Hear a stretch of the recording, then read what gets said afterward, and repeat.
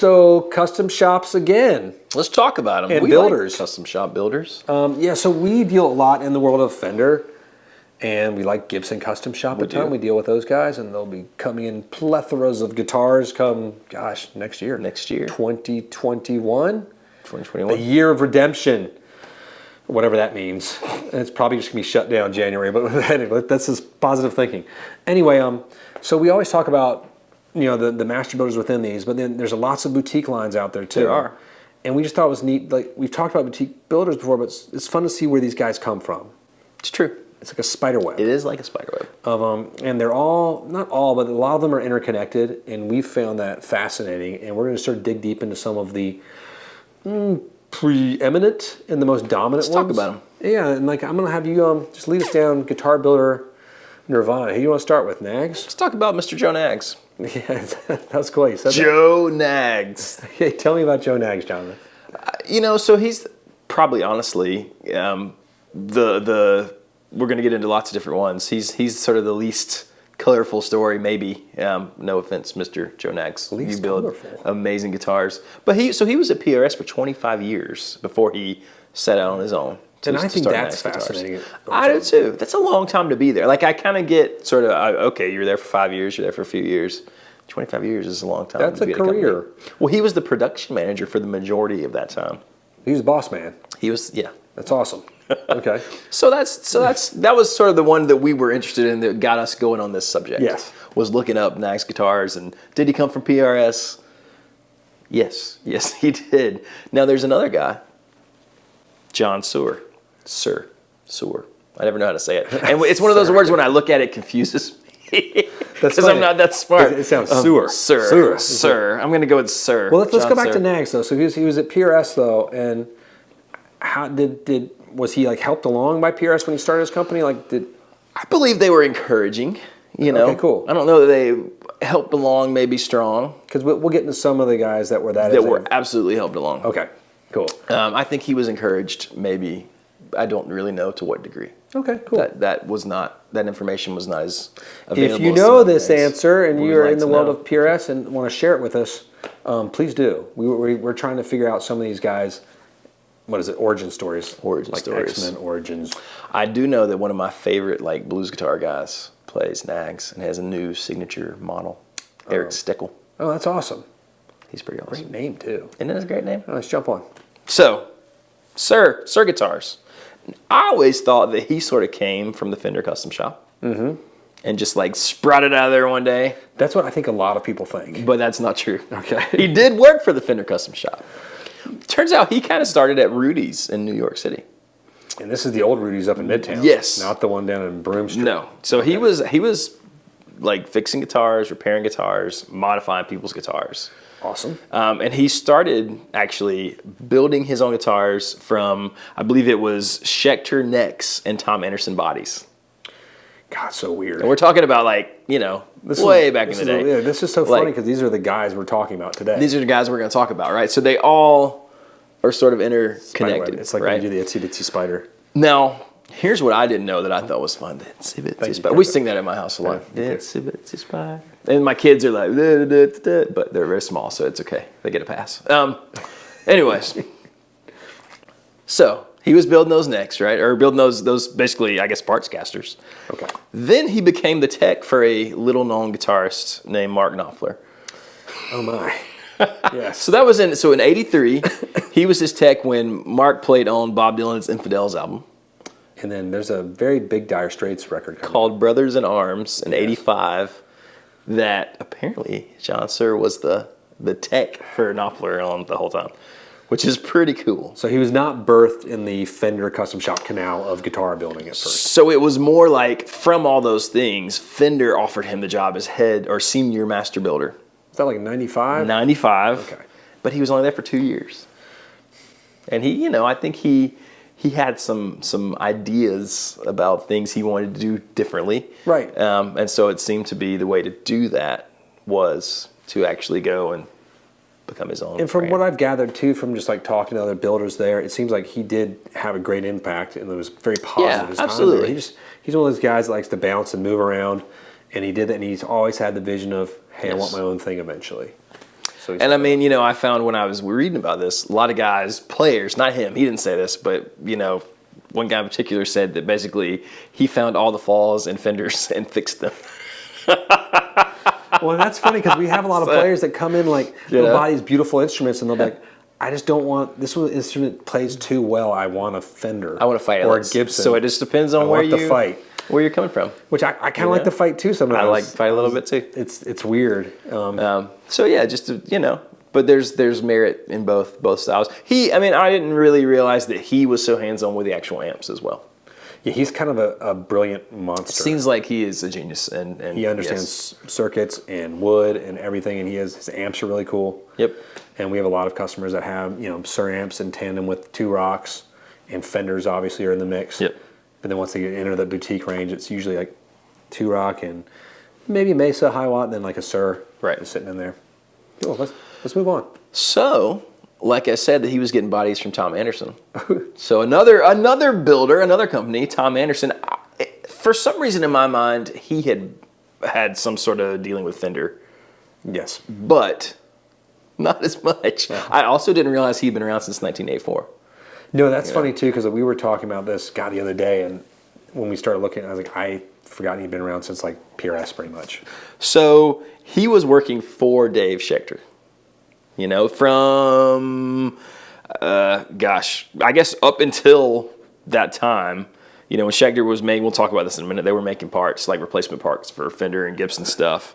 And Dave Schecter actually said, hey, if you've got this vision, if you really want to do what you want to do, you need to start your own company. And I don't think that was a, hey, my way or the highway. It sounds like it was more a, hey, you've got this vision, you should, I'm encouraging you to go out and do it. I've seen, like, from all I've known for the most part, when it's not like a corporate overlord pushing or something, it's like all these guitar makers are just cool dudes. Seems that way, And they're just like, they want to help each other out. And like, if you have this vision of what you want to do, like, hey, we'll support you.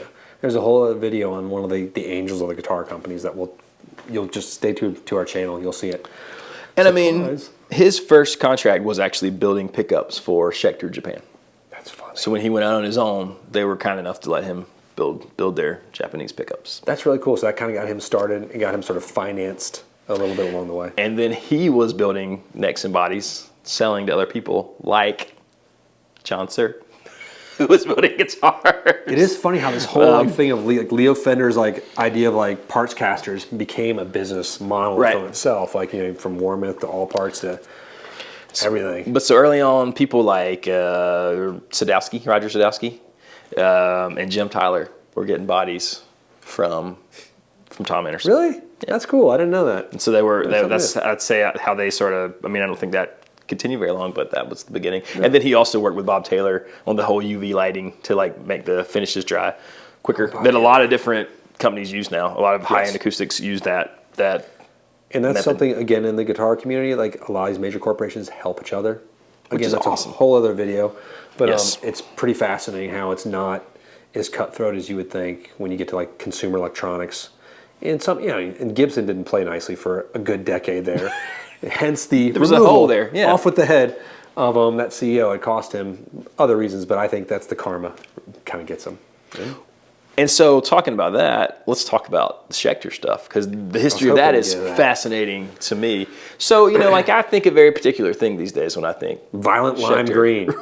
Right, and plasma red, the Hellraiser, the C1 Hellraiser, lots whatever of those spiky points. Omen, yeah. So and that's nothing against that. That's just a very particular thing. But that started as a company making replacement parts for Fender and Gibson. Apparently, a lot of people, think he was making them for Fender and Gibson. Never the case. They were sort of like aftermarket upgrades for Fenders and Gibsons. And those early Schecters, they look like Strats. They look like Strats and Tellys. I was telling you, I have a guy I knew in Tennessee has a matched pair of a natural finish Strat and Telly, but they're old Schecters, and they're awesome. Fantastic guitars. Yeah, that's they're like an old Strat and an old Telly.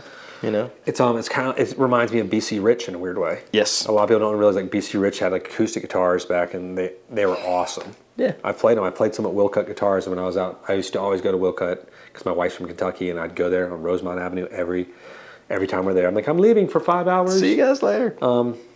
Bye, in-laws. they're awesome. They're great, like dreadnoughts, and then they became like the spiky purple things that I have on the wall behind me. Well, same thing once Schecter was sold, and one of the newer CEOs or presidents did not really dig the old Fender stuff, so he moved them into the modern stuff. That makes sense. I think financially it's been a great. Absolutely. I think Schecter's like a dominant force in that sort of like affordable entry point for. And you can still buy a high-end USA sort of custom sort of Stratty Schecter for, a fair amount of money today. I'm not going to do that though. I'm going to get. I'm probably going to. Right. Yeah. It might be slightly biased, but. Did you have anybody else that you want to talk about, or should we talk about like one of my guys? I think we should talk about one of your guys. That I think is going to be interesting to see. John Cruz. Oh. It's he formerly of Fender Custom Shop Lore. Yes. He's announced that he has the John Cruz custom guitars coming out. Yes. And that's going to be somewhat fascinating to see how this sits in the marketplace. If anybody has any questions for John in particular, fire them at us on the YouTube channels and links below. We do have communications with him and all these other builders. We talk with them. It's a small world, and we might actually be able to talk to him on this channel. So stay tuned. Fingers crossed. But I think it's really interesting to see what his line is going to be, because I know he is known for making some of the best relics. Yes. He sort of revolutionized the relic world. Yep. But then he also sort of steers in the high-end art type pieces on top with like maybe a poly overcoat sometimes, with like dragons and swords and all sorts of cool, scary things. But he's very much into combining of those two. And I'm curious to see if he's going to have anything besides the really high-end. Right. That's one of the things I'm that'll be interested interesting. in. Me too. Because that tends to be the case with like most of these boutique makers. You're not getting like a really affordable guitar. No. But we'll see. And affordable is all subjective too. Absolutely. But John's building, it's like he's considered one of the best guitar makers ever, and this is going to be fascinating to see how this fits in the marketplace. If people will buy into it, how big he wants to make this, as he scales it up, scales it down, we don't know. So it's and obviously people have done this before and been very successful. There's been some not so successful, attempts. So and some people like sort of scale it at a certain size where they have a manageable life and they don't want to build it. Yeah. Like PRS started as a small operation. Yes. So did Dream, the American Dream guitars, and Taylor guitars, and it became a behemoth that makes 600 guitars in their Mexican factory every day. Every day, and they're all sold out immediately. And that's one dream. And the other people want to just build the best guitars, have their hands on most of them, and release them at a certain level and live a comfortable, good life. I would say like Lucky Dog Guitars in Cleveland, Tennessee is a good example of that. That guy, same thing. Two dudes build them out of his garage. You got to get on the waiting list. Languedoc, just one dude. There you go. John Page. Yep. Keep it somewhat small. Yep. What's the? There's other makers. I could just go down a list of things. There's an acoustic guitar guy that's like Clapton's guitar. Read that book. It's a great book. We have it in our bathroom. It sits next to the toilet. It's weird. Because I'll just read this again. Why I'm in the bathroom for 30 minutes now. But it's fascinating. So this is kind of an origin story. Yep. Because a lot of people look at all these things and these makers and like, well, you just look at the makers and you see these pretty guitars. You don't really know where they came from. Hopefully this helps enlighten a bit. We want to know more from any of you that have had any direct experience working within these companies or working with the brands that you love and have bought these guitars. And if you love them, if you were disappointed in them, that often happens. Hey, I found out I'm not a Fender guy, or that never happens. No one ever says that. I found I don't like Gibson custom shops. No, our PRSs are just too easy to play. I actually have heard that before, which is really funny. I have heard that as well. Like, it's just, this is too easy. I'm like, I get it. It makes sense. It's crazy, but because I've said it before too. This is too easy. Let us know what you think. I think Jonathan talks about subscribing. I don't know what that means. You should, if you have not already. Please click like and subscribe. Hit the bell so you don't miss our videos and our random chats. I get to shave tonight, I think. Ooh. I've done the No Shave November thing. I think I'm going to keep a mustache just to mess with my wife. You need to. Just for a couple days. You absolutely do. Just to horrify her. Tom Selleck. Oh, God, just like Tom Selleck. like a thinner Tom Selleck and, Don King and Tim Burton had a baby. That's a good little round of Now they're totally not going to subscribe now. Thanks for watching. See you next time. Good luck.